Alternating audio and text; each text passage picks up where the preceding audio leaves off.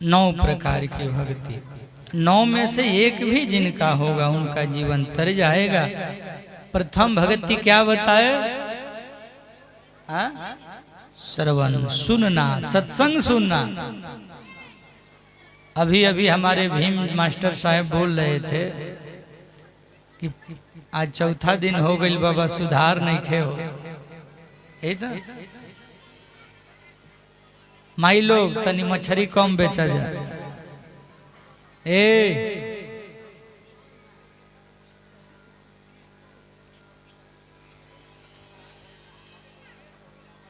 देखिए, एक संत थे, भीम मास्टर जैसा संत के, भीम मास्टर जैसा युवक एक संत जी के पास गए और जाके उनसे भी यही बात बोले, बाबा रोज हम आपके कथा में आते हैं, सत्संग सुनते हैं, इतने दिनों से आ रहे हैं, लगभग 2 महीना हो गया और उतना प्रभाव नहीं दिखता है। महात्मा जी ने कहा अच्छा क्यों? बोले घर गृहस्थी में जाते हैं तो यहाँ वाला भूल जाते हैं, यहाँ से तो सुन के जाते हैं, तो यहाँ जाते हैं सुन के, वहाँ पत्नी का 440 वोल्ट सुनते हैं, सब भूला जाते हैं। हम बोले अरे भाई ठीक है, अपना वाला भी तो 880 वोल्ट दे देते हैं। हाँ? बोले नहीं, प्रभाव नहीं पड़ता। महात्मा जी ने एक टोकरी दिया, बांस का बना हुआ एक टोकरी दिया और बोले ये काम करना, एक काम करना, रोज इस टोकरी में पानी डालना और पानी डाल करके लाना। वह युवक गया, उस टोकरी को लेकर के रोज पानी भर के महात्मा जी के पास लाता था, पर पानी तो टिकता नहीं था, निकल जाता था। ऐसे ही 1 सप्ताह किया, 2 सप्ताह किया, बाबा आपने टोकरी दिया, पानी भर के लाना चाहा पर पानी भर के ला नहीं पाता हूँ, गिर जाता है।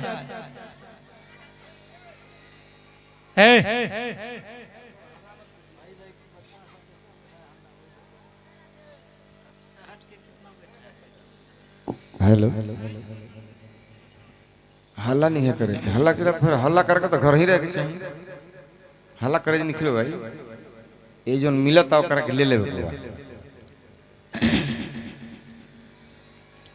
महात्मा जी ने कहा कि देखो जो बांस का टोकरी दिए हैं उसमें कुछ बदलाव हुआ है? बोले हाँ उसमें तो बदलाव हुआ है। बोले क्या? बोले पहले गंदा रहता था, अब रोज पानी डालते डालते टोकरिया बिल्कुल साफ हो गया।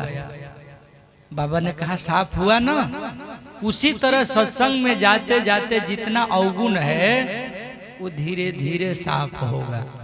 एक दिन में नहीं होगा, जब अवगुण धीरे धीरे साफ होगा तो गुण बढ़ेगा, तो गुण जब बढ़ेगा तो जितना छेदवा है वो धीरे धीरे ढक जाएगा। तुमको रोज पानी भर के लाते रहना है उस टोकरी में, और धीरे धीरे बांस का टोकरी एक दिन ऐसा होगा जो जितना छिद्र है वो भर जाएगा, फिर पानी भी ला सकते हो।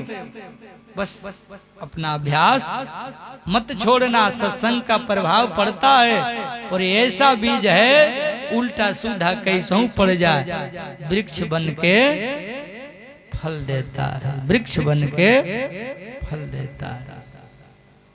बस श्रद्धा के साथ लेने वाले का एक ही काम है, झुकना। झुक के लोगे तो मिलेगा, अकड़ दिखाओगे तो नहीं पा पाओगे। इसीलिए हम किनकी कथा सुना रहे थे?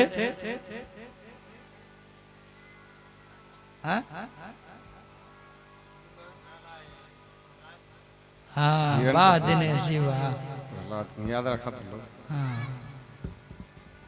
9 प्रकार की भक्ति की कथा। जैसे अपने पिताजी से प्रहलाद जी ने कहा, हिरण्यकशिपु तो गुस्सा में हो गया और गुस्सा में होकर के कहा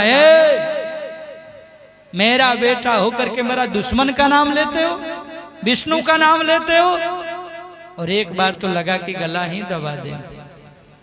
और जो गुरुजी लोग थे उन पर बहुत जोर का गुस्सा हुआ। यही पढ़ाते हो मेरा बेटा को? बोले हमने नहीं पढ़ाया। तब अपने आप पढ़ गया है। हम लोग तो दूसरा टास्क देते हैं, ये दूसरा रट लिया है तो हम लोग क्या करें? अच्छा अब से ध्यान रखना, अब गड़बड़ नहीं होना चाहिए। बोले ठीक है, अब से मालिक ध्यान रखेंगे। फिर ले जा करके प्रहलाद जी को विद्यालय में पढ़ाने लगे। लेकिन प्रहलाद जी का भक्ति रोज रोज बढ़ते गया। बड़ा दुख हुआ हिरण्यकशिपु को, और हिरण्यकशिपु समझ गया ये मेरा बेटा नहीं, मेरा दुश्मन है और मेरे वंश में कलंक है, इसको मैं जिंदा नहीं छोड़ूंगा। और हिरण्यकशिपु ऐसा सोच करके कुछ न कुछ उपाय करने लगा, क्या? मारने के लिए। प्रहलाद ने कहा देखो भैया, कुछ भी करोगे, मैं नाम भगवान का जपता हूँ, नाम धन कमा लिया हूँ और इसको बढ़ा लिया हूँ, और इसको हजारों वर्ष तपस्या में भी बीत जाए पर नाम से बड़ा कुछ नहीं है। कौन जाने भगवान किस पर कृपा कर दे। इसलिए मैं नौधा भक्ति का वरदान, सकाम भक्ति, अमल भक्ति, निशाम भक्ति को करता हूँ। संत कहते हैं कोई व्यक्ति मार्ग में जा रहा था, बीच में नारद जी मिल गए। उस व्यक्ति ने नारद जी से पूछा, महाराज ये ब्रह्मा विष्णु तीनों में से जल्दी कौन प्रसन्न होते? नारद जी ने कहा जल्दी प्रसन्न होते हैं ब्रह्मा जी। ब्रह्मा जी वैसे मंदिर कम ही होते हैं, वो तो भगत चला गया पुष्कर में। दुनिया में राजस्थान में ब्रह्मा जी का एक ही मंदिर है। कहाँ? पुष्कर में। जाकर के भगवान ब्रह्मा का तपस्या किया, और तपस्या करके ब्रह्मा प्रकट हुए। वरदान मांगो, वरदान मांगो। आदेश मिला ब्रह्मा जी का। अब भगत जी तो कलयुगिया भगत थे। कलयुगिया भगत तो अपने हिसाब से वरदान मांगेगा। 4 अगरबत्ती जलाएगा पर 4 टरक मांगेगा भगवान। हाँ, जे आता यही कहता है बाबा बाबा। हाँ, कितना धन बढ़ी, कैसे बढ़ी, कोई उपाय बता दीजिए। कोई चूरन चटनी ऐसा चटा दीजिए। ये कोई नहीं कहता कि मेरा भक्ति बढ़े, ऐसा कोई। वो भी कलयुगिया भक्त ऐसा ही था। ब्रह्मा बोले हम किसी से कम है? शंकरे जी वरदान देंगे, विष्णु ही खाली वरदान देंगे, हम वरदान देंगे। बोलो क्या चाहिए? जो कहोगे मिलेगा। कलयुगिया बड़ा होशियार भगत था। हाँ, बहुत होशियार भगत था। उसने वर मांगा। पहला वर ये दे दीजिए मेरा मकान बन जाए। दूसरा वर दे दीजिए कि हमरा शादी हो जाए। और तीसरा वर दे दिए कि जब मन करे तब 3 वर मांग ले। ब्रह्मा जी तो वरदान दे के चले गए।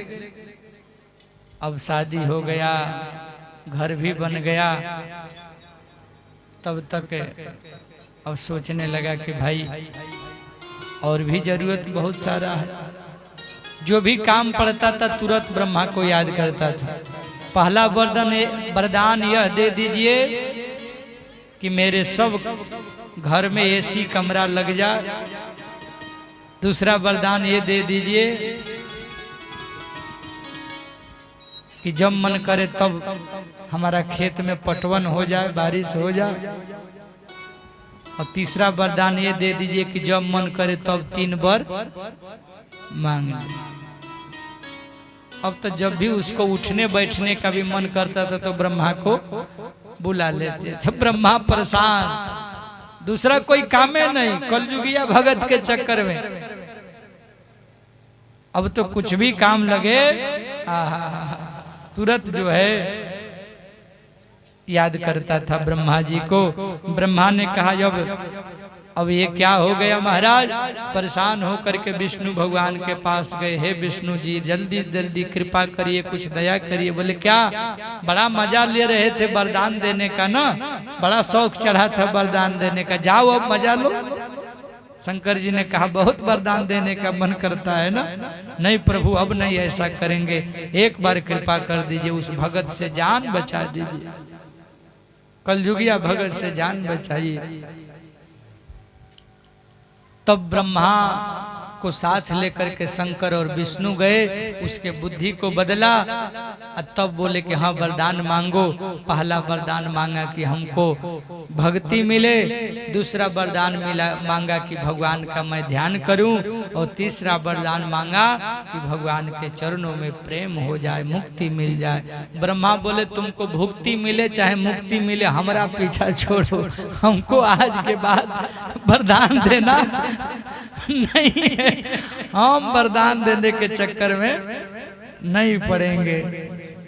तो कहने का भाव यह है वरदान से बचना चाहिए। नारद जी ने कहा देवराज कयाधु को आज कृपा हुआ था, जो उनके घर में भक्त प्रहलाद प्रकट हुए हैं, और धीरे धीरे समय बीता। कथा आप लोग जानते हैं। कुछ दिन बाद हिरण्यकशिपु ने अपने बेटा को मारने के लिए पहाड़ पर से फेंकवाया, 20 का लड्डू खिलवाया, और खिलाने पर भी नहीं मरे तो हाथी के सामने फेंक दिया, पैर से कुचलवाना चाहा फिर भी नहीं मरे। पढ़ाने गए थे, गुरुजी लोग पढ़ा रहे थे, अब भक्तों के साथ नाच रहे थे, भगवान का नाम लेकर के विद्यार्थी गया माना करने, ये क्या कर रहे हो। जैसे प्रहलाद जी को छुए वो भी नाचने लगे, जो जाता था बस छूता था, बस कीर्तन में नाचने लगता था। एक ही कीर्तन, भजमन नारायण नारायण नारायण, भजमन नारायण नारायण नारायण, भजमन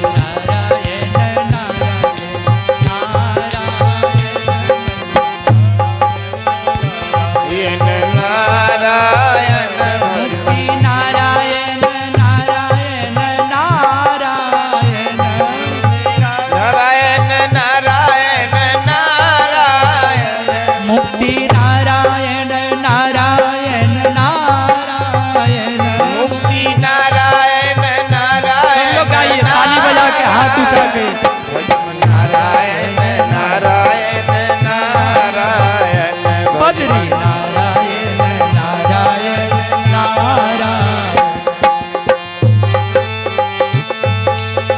नारायण नारायण नारायण। सब लोग आइए ताली बजा के, सभी लोग आएंगे हाथ उठा के।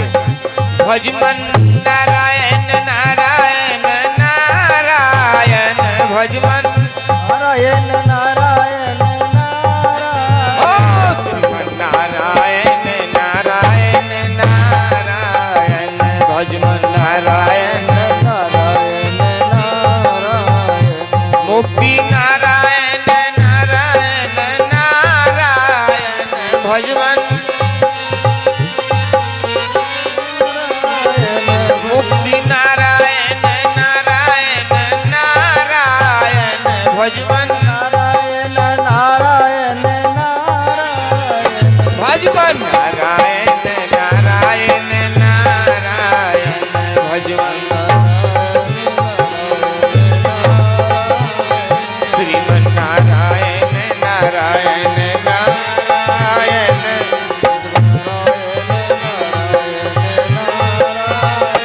गुरुजी ने देखा, गुरुजी ने देखा कीर्तन बंद नहीं हो रहा है, 10 सैनिक और भेजे, और जैसे ही सैनिक भेजे आए, पहले तो आए थे वो नाच रहे हैं, सैनिकों ने आकर प्रहलाद को छुआ, क्या करते हो सब, स्पर्श करते ही सब सैनिक भी नाचने लगे।